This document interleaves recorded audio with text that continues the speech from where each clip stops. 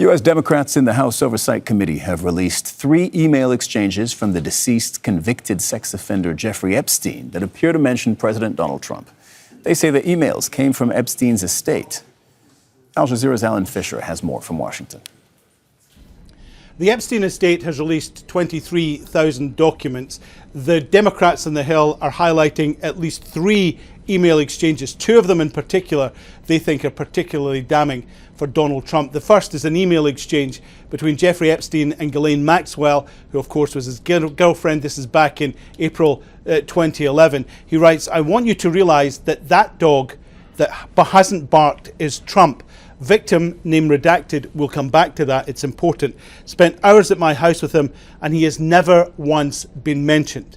Now, there's also an exchange between Michael Wolff, the author, and Jeffrey Epstein, and Epstein writes, "Trump knew about the girls as he asked Ghislane to stop." Ghislane Maxwell currently serving a sentence in a federal prison for sex trafficking. Now, the Democrats believe this is bad news for Donald Trump. Donald Trump has always denied any wrongdoing, a position supported in the last couple of hours by Karoline Leavitt, his press secretary. She says that this is an attempt to smear the president, that the victim, Virginia Giuffre, said that Donald Trump was not involved in anything untoward. And in fact, she backed that up in a statement, in a legal deposition she gave in 2016. But she also added that she had never personally seen him. So she may not be the person that actually is mentioned in that first email. Karoline Leavitt may have identified the wrong person.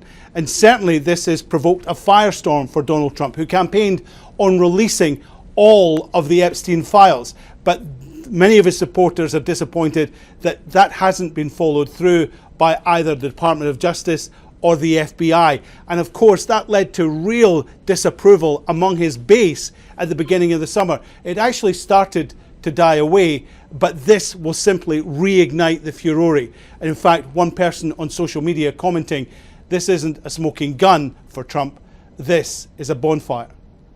Alan Fisher, Al Jazeera, Washington.